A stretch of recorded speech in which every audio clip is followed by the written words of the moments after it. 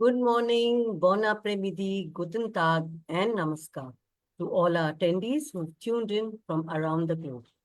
Today, in the IIU Medical Health Talk Show, we will be looking at the medical benefits of fasting, or rather, the medical importance of fasting, with our distinguished guest, Dr. Hamid Rasool.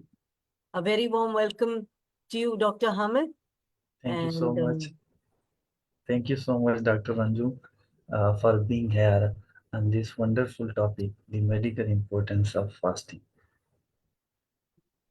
so, before we get into this, Doctor, why don't you first just talk about what is fasting? Because there are different kinds of fasting. There's intermittent fasting. There is, keto diet fasting or whatever, all those things. So just briefly explain what do we understand by fasting so that our listeners can understand what we're talking about, and then we will get into the questioning. Right, sir? Thank you so much, Dr. Anju. First of all, what what does it mean by fasting? Fasting means if you want to eat something, if you want to drink something, for some time, for a specific period of time, if you want to not eat, not to drink for a specific period, this is basically the meaning of fasting. Okay. And there are varieties of types of fasting, like intermittent fasting.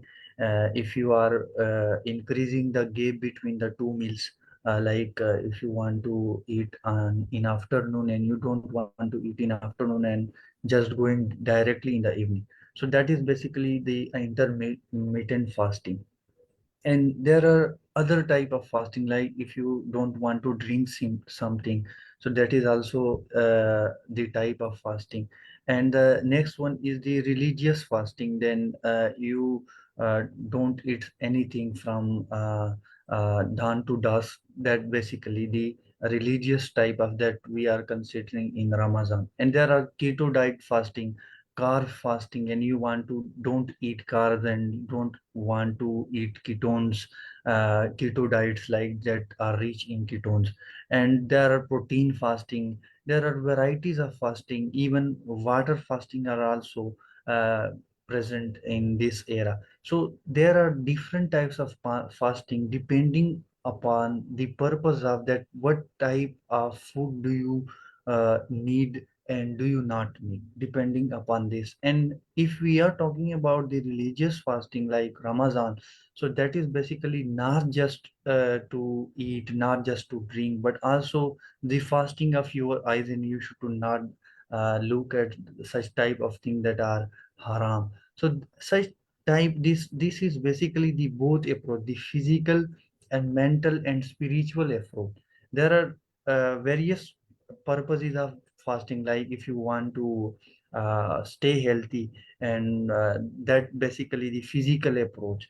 Okay.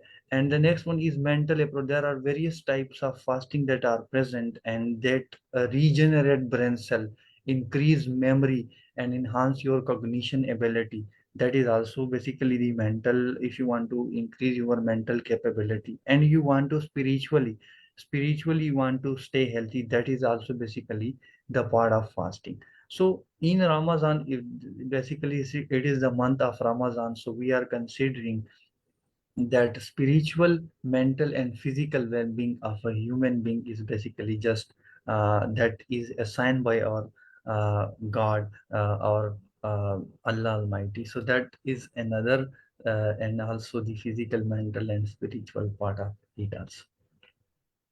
Definitely, definitely. And I'm really, in awe of the fact that in spite that you are fasting, you decided to come on the show and speak about the medical importance of fasting.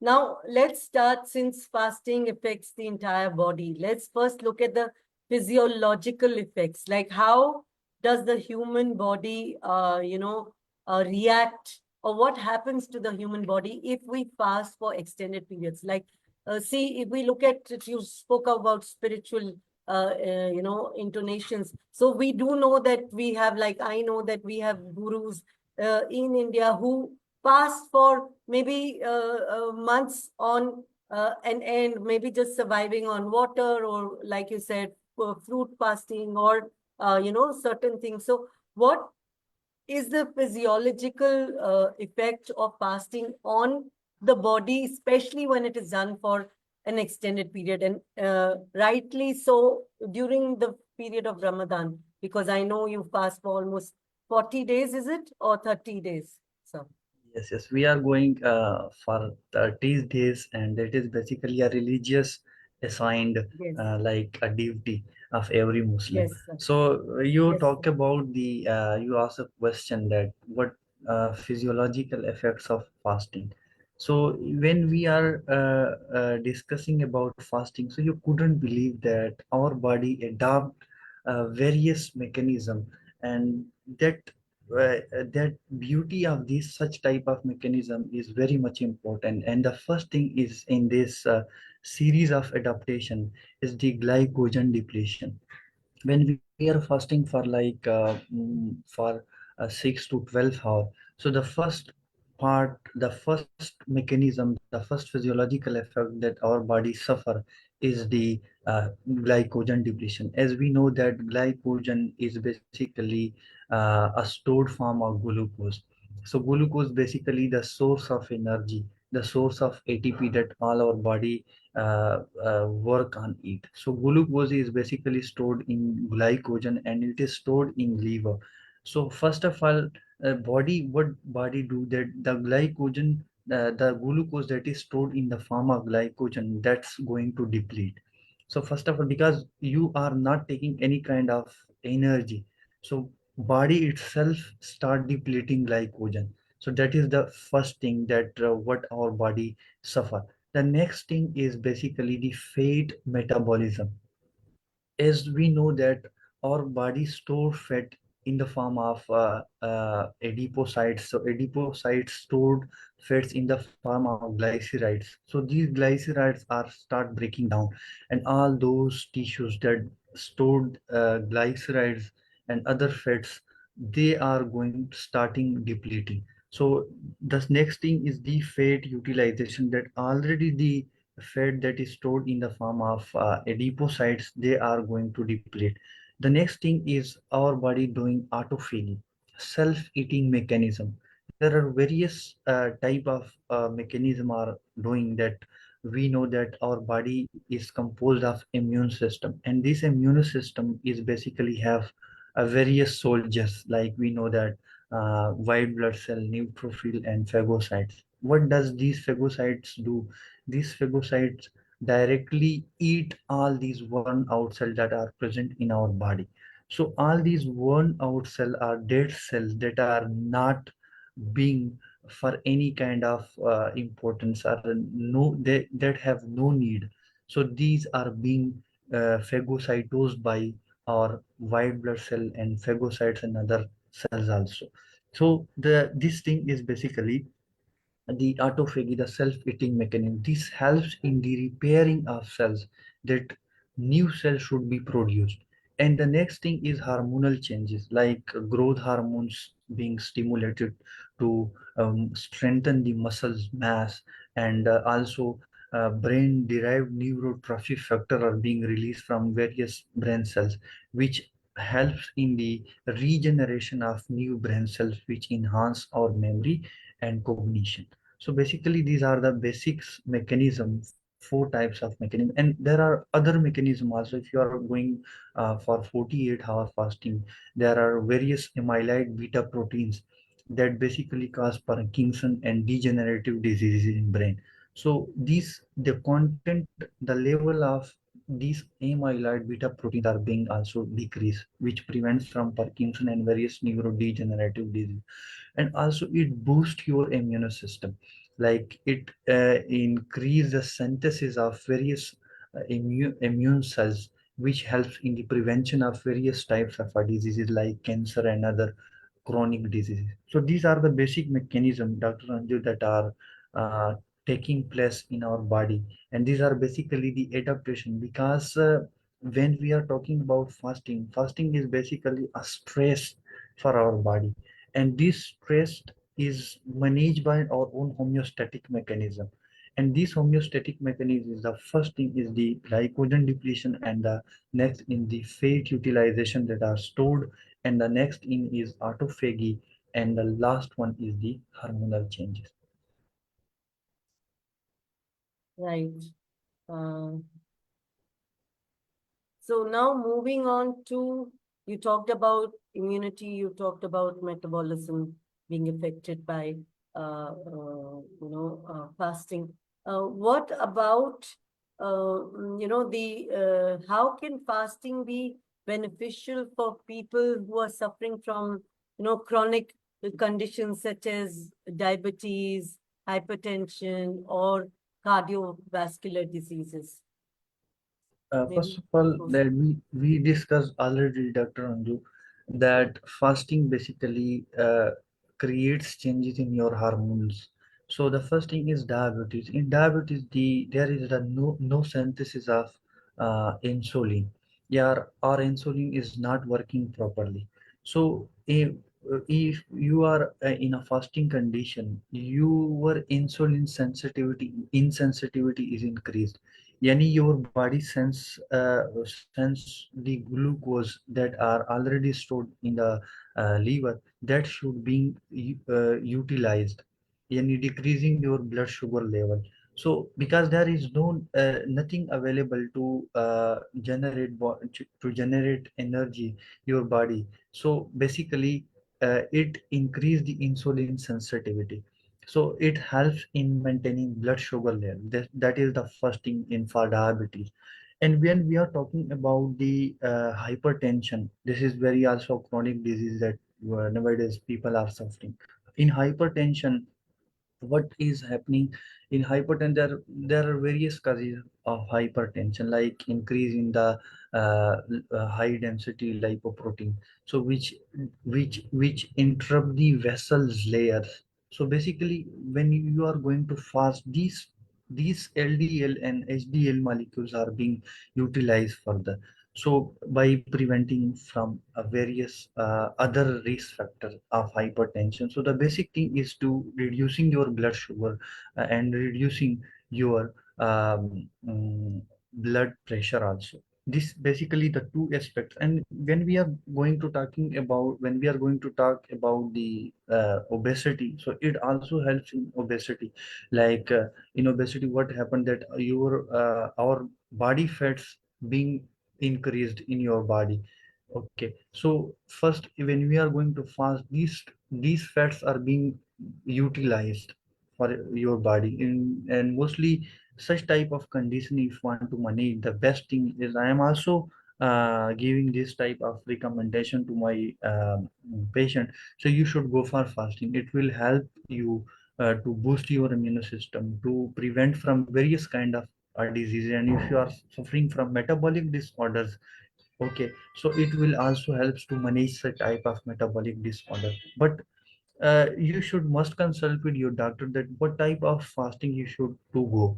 Like if you are suffering from diabetes, so you should must consult with your doctor that what type of intermittent fasting he is giving to you. Okay, so that is very much important. Without doctor, if you are going to fast, that would be somehow difficult for you. So that means if we are suffering from any kind of chronic disease, we should always consult the doctor because our parameters can change because of our fasting. Uh, Yes. Now, fasting also is known to, provide improved focus and mental clarity. So, could you throw some light on how the neurological system of the body gets altered because of fasting, and how does it become beneficial then for the body to fast? First of all, when I already discussed that when you are basically fasting is a stress for your body. So in your main system is your neurological system, and it is sensing such type of all such type of stress that are happening in your body. So when you are going to fast, your body sense it, and this in this response, and it secretes various brain derived neurotrophic factors. And what the rule of this factor, these factors regenerate brain cells. Brain derived neuro trophic factor regenerate new cells of brain, which helps in uh, enhancing your mental clarity and enhancing your cognition and memory. So it is basically a neuroplasticity. If you want to enhance your memory, you should to go fast. In previous when we are going like just 100 or 200 years, so our elders are doing such type of things, and they are saying that if you want to uh, maintain your mental clarity and want to enhance your memory, you should to go for fasting. It will help. So the first thing is that it regenerate brain cells, new brain cells. And the next thing is it enhance your improve your serotonin and dopamine, and it maintain your body stress. uh, when you are going to fast, your brain cells, various neurotransmitter are being secreted by various neurons, which helps in maintaining your stress. And if your dopamine and serotonin level is on normal level, so you will be feeling well and sound. And just I am in front of, I'm from the 10 hour I in fasting condition. I'm so happy and be already so relaxed. So basically, it is the mechanism behind this, that you are feeling well and uh, without stress. So this basically the main thing. And the next thing that we discussed, it prevent from brain fog. We said that you don't feeling well and don't feeling excellent. So basically, if you want to increase your mental sharpness, that you should go for fasting. And the next thing is neurodegenerative diseases. As we already discussed, that it decrease the beta amyloid proteins. Beta amyloid proteins are basically such type of proteins that cause neurodegenerative problems.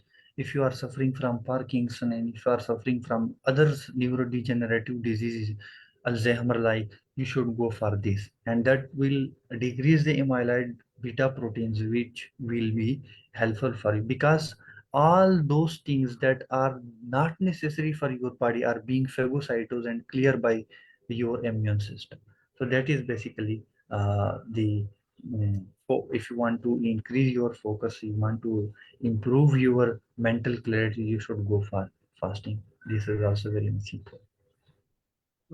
That's very interesting because I think many of us don't look at fasting as a way of recalibrating our mental clarity and mental strength. Exactly. Definitely, you look fresh as a daisy. Doesn't seem that you've been fasting since morning. Moving on, how does fasting now, because uh, fasting is not something that we do every day, and especially in extended periods of Ramadan when we fast for continuously a long period. How does this fasting impact the digestion and the gut microbiome health? I mean, I'm sure it alters all of that, because from a period of having regular food at a regular interval, yes, even in fasting we do have food towards the end of the day or whatever it is, but it's something which the body is not used to. So how does the gut and the linked mechanism get affected by fasting? Exactly. Thank you so much, Dr. Andu. And most of the time, our patients are suffering when they are going to fast. They are mostly suffering from such type of like leaky gut. So today I will discuss that how it will helps in improving your digestion and improving your gut health. So the first thing when we are recommending to our patient, that you should go for a proper diet, because if you are taking mostly protein diet, and it will might go for symptoms of GERD. So, what is the importance of fasting in relation to gut microbiome and gut health? So, it prevents from leaky gut. Like we know that about leaky gut, that person not feeling well, like something moving in his stomach and his digestive system. So basically it prevents from leaky gut, and such type of a condition, like you are having various infection, it also helps in improving this, because it leads to inflammation. And when you are going to in an inflammatory condition, your body go to adapt this, because fasting is basically a stress for you. So it will helps to increase your gut microbiome. Okay, because if your gut microbiome is increased, you will be feeling healthy, and all these such type of mechanism that are done by gut microbiome will be uh, working in an excellent manner. So the next thing is the basically the gut lining. That is very much important. When you are going to fast, your gut lining is repaired. Your gastric epithelium that are secreting various gastric juices.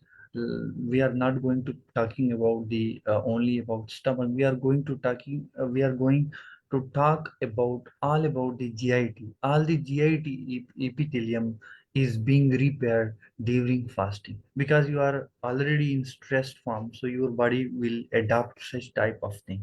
Okay, and the next thing is basically it reduces the inflammation of gut. If you are already suffering from such type of condition like H. pylori infection or other metabolic disorder, your immune system is basically working, and when your immune system is basically stimulated, so it working as an anti-inflammatory. If you are working, if you are suffering from such type of condition that are being related to inflammation, like various infections, other health problem, so basically it will helps you to like fasting will be working as an anti-inflammatory. So basically, because it increase you, it boost your gut lining and repairing it, and boost your immune system. So, and in traditional Chinese medicine, that is very much important. And they are saying that if your immune system is working properly, your gut system will be working properly. So, in traditional Chinese medicine, fasting has very much importance than other modern medicine like system allopathic system of medicine. So that is basically the or all aspects of gut health when you are going to fast. Okay, doctor. Um,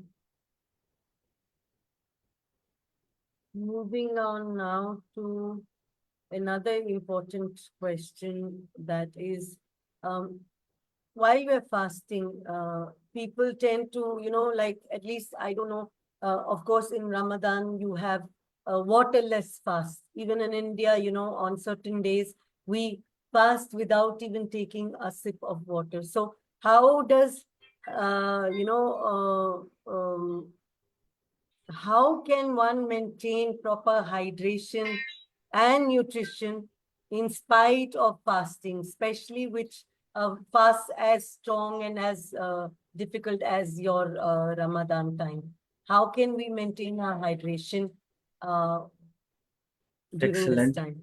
excellent question, and that should must be very much important perspective, that what you should to eat in order to maintain your hydration, and not being and you should not being so much hungry. And if you want to maintain this, that's people in like we are going on such situation that in Ramadan most of the people eating too much, but that eating too much leads to various other health conditions. Fasting is not about to eat too much, it's about to eat what quality of food are you taking. That is very much important. Like if anybody want to improve her or his hydration level, he should to eat various type of like seeds that are alsi seeds and tulsi and other types of seeds that are present that maintain your body hydration. And you should to eat, like you should to eat yogurt. Basically it also maintain your hydration level in your gut also. And you should to eat fruits that are being available, various, like those fruits that are rich in vitamins, that are rich in water. So water content, that you should to eat this also. And the next thing, most of the people are that are doing, they are taking various high rich carbs. There is the no need of rich carbs. We should to the need of is basically to maintain your hydration and nutrition and gut health. You should to eat fiber rich diet. Fiber rich diet, all those fruits, all those green vegetable, you should add this to your diet to improve your digestion, to improve your immune system, to maintain your gut health also, and also being hydrated. So that is much, very much important related to hydration. And if you want to stay energized for a long time, like you are eating, we should to eat desi ghee, basically, uh, that being derived from animal. That is very much important. And nowadays it have very much in from various research article, it have no danger effect on your heart health. So it also improve your heart health and stay that is basically a good fat. We said that you should to eat good fat and high protein diet, and also hydrated fruits and minerals also. So that will helps to maintain your body hydration, body gut health, and nutritional value also. So that is very much important. Okay. Um, thank you, Doc. Now moving on to the fact, I began with that also. Um, how do you think, like you explained intermittent fasting. So how does intermittent fasting and religious fasting, especially during Ramadan, compare? Are they comparable or are there stark differences between the two? Basically intermittent fasting is mostly recommended for various health conditions, like if someone is suffering from metabolic disorder, someone is suffering from diabetes and other such type of condition that are being injurious to his health. But when we are going to Ramadan is basically as a whole aspect, it's also cover the intermittent fasting also. But the most important thing is the in Ramadan, that such type of, like those patients that are suffering from diabetes, they are mostly suffering from hypoglycemia. Okay, and that lead to coma and other condition also. In order to prevent such type of condition, and like those mothers that are being lactating, are pregnant, they are also doctors not recommend to be fast at that time. So it should be avoided. And such like others condition that are related to gut, is such type of condition like ulcerative colitis and other problems, they are not recommending to fast.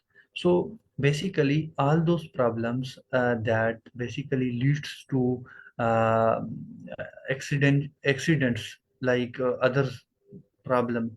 So that should be not be that patient should not go for fasting. So that is very much important when we are considering patient health and fasting also. And intermittent fasting is basically for a period of time, like for a disease, for any specific disease that we are considering, and we are telling the patient that you should not to eat such type of thing from that time to that. So that is basically other thing. And Ramadan is basically our all aspects of human body, like physical, spiritual, and mental health.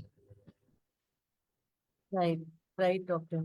And you did bring up the issue of, certain conditions where one should avoid fasting. Yes. So would you like to highlight uh, exactly which people should avoid fasting and what kind of guidelines should they follow if in case they need to fast. Because sometimes, even though we are supposed to fast, but we have certain medical conditions due to which we cannot. So, how can a person, like, I mean, I'm just taking an example. Let's say during Ramadan, someone is really, really unwell. They do want to do it because that's a spiritual, cleansing of the mind, the thought, and the body. Yet they are not in that condition to do it. So, what kind of guidelines would you like to give to such people, and how they could, Great, great. You are highlight the important aspects of fasting. Basically, when we are talking, Ramadan is basically not just a burden for people.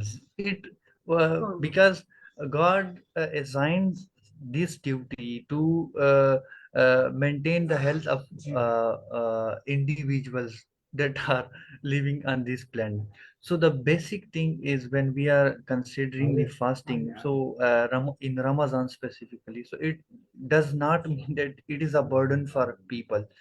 If such type of problem, like some people are suffering from diabetes, so there is no restriction on him that you should not go to fast. I just wanted to clarify. I didn't mean it's a burden for people, but because I am a person who believes, I feel at pressure that I cannot do it because I'm not well.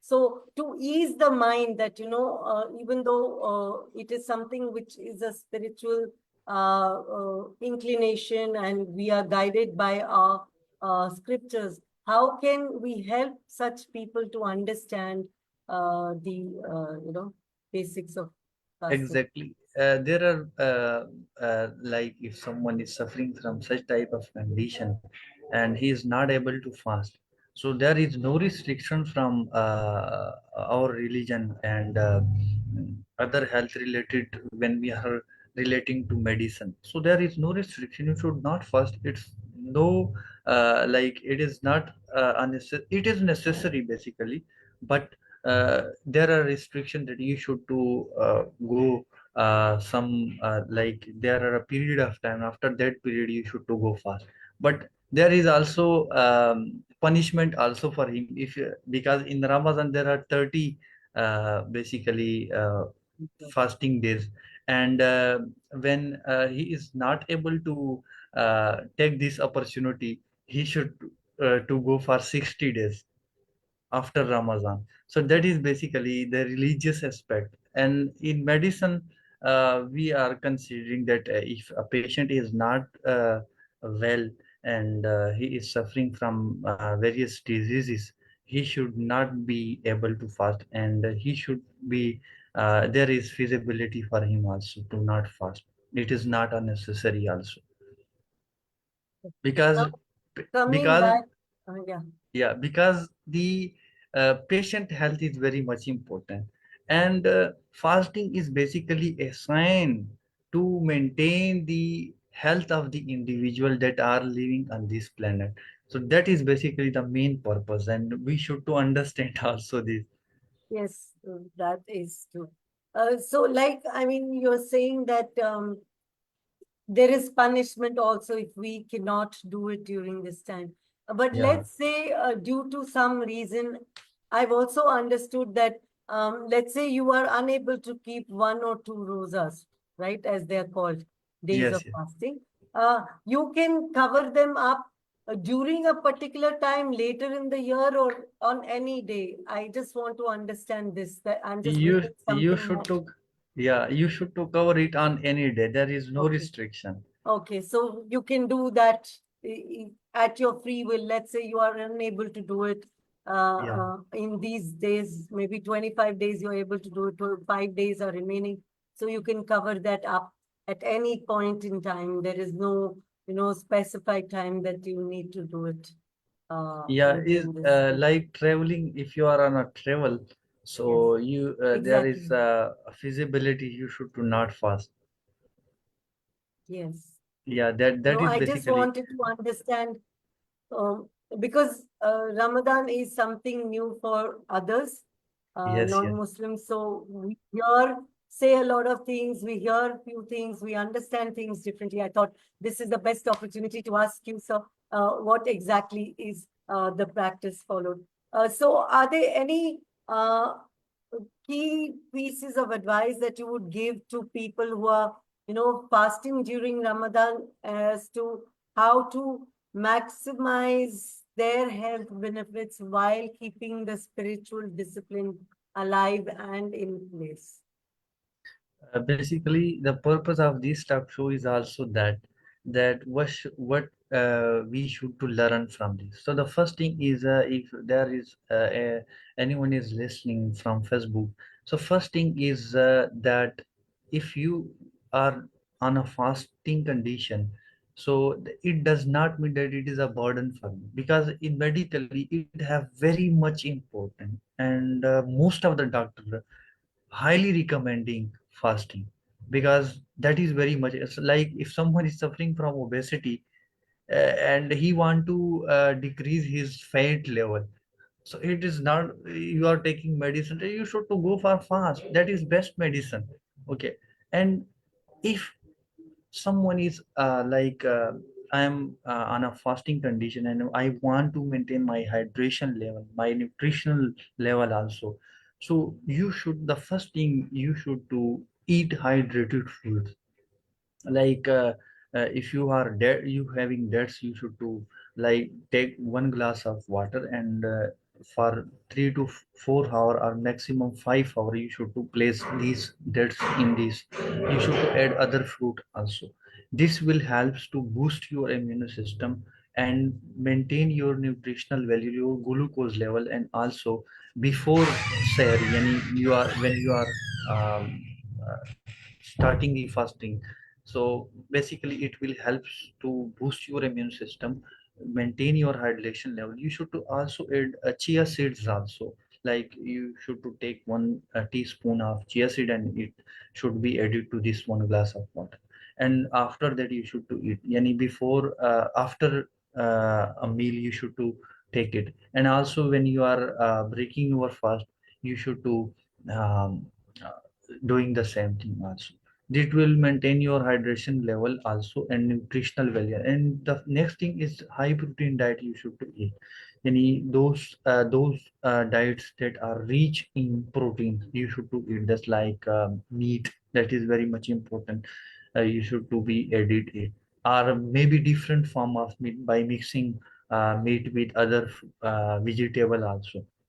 And the next thing, if you want to maintain your mineral and fiber rich diet you should to eat, that is basically the all those vegetable, green vegetable, that will helps to also boosting your immune system, will helps to maintain your hydration level, and prevent you from constipation. Most of the time people are suffering from constipation in Ramadan. So it basically uh, helps you to prevent from such type of condition. So that is basically the main thing, that if you want to stay healthy in Ramadan, you should to do such type of thing that will be very beneficial for each and everyone. Mhm. Any parting words, sir, on the topic of fasting generally, and how it can, help everyone, not just people who regularly fast, but why is fasting an important thing for everyone? Exactly. That we should practice fasting, I feel, once a Yeah, week. Or that what frequency of, fasting do you suggest for people around the globe? Of course, you are used to fasting for almost a month at a stretch, but I think most of us are not so strong. So, what would you say is a good frequency for a week? How many days in the week, and why should we make it a part of our habit to fast? depending also it also depend the condition of the and the health status of the human being. So first of all, if you are healthy and want to stay healthy, like it also basically fasting is basically anti-aging because it reduces the reactive oxygen species that lead to various oxidation like cancer and tumors like condition. Also, it is proved that fasting helps in cancer patient also, because for a cancer patient the main target is that cancer patient cells want to eat more and more. If there is nothing available, so what they are eating, they will be going on autophagy and will be degraded. So you asked that like what is the frequency of fasting, the ideal frequency of fasting to be stay healthy. The ideal frequency of fasting is basically 12 hours or 13 hours. That is best because it boosts your body. If you are going to 46-hour fasting or 48-hour fasting, it will be somehow dangerous for you, but it will cleanse your body, the whole body. So every hour fasting is very much important. Like if you are going for 5 hour fasting, you should only go for glycogen depletion and fat utilization. If you are going to fast on 12 hour, your amyloid beta proteins and other reactive oxygen species that are dangerous to your health, that will be decreasing. So depending upon the health status, and so basically Ramadan is the ideal fasting, basically duration for fasting, and I think it should be practiced for everyone, and depending upon the health, how many days you should to fast. So it also depending upon the health status, but for in our religion it is basically recommended that you should to go in 1 year, you should to go for 30 days, and that is the assigned month basically of Ramadan. For those patients that are suffering from any kind like diseases like obesity, so you should to continue it with exercise. Like you may go for avoiding one time meal or two time meal to maintain your body. So depending upon the health status, that should be, I think it should be consulted with a nutritionist and your own doctor depending upon the health status, because I will not, if you want to stay healthy, like if you want to improve your uh, uh, body health and boost your immune system, I think you should must go for uh, in a week you should must go for 1 day, so that is will help you. Thank you so much, Doctor. I think today you have clarified a few myths about fasting and how fasting can also bring greater mental clarity and boost up your system to be more efficient, I feel, because you are disciplining your body to work accordingly. So thank you so much, sir, for sparing your valuable moments today. And I'm sure the audience are a learned audience. I got a few doubts of mine cleared today. So thank you so much. A pleasure always having you. This is Thank Dr. you. Anju Sabharwal signing off Thank you from so the much. IIU Medical Health Talk Show. Till we meet again, stay safe and take care. Thank you. Bye-bye.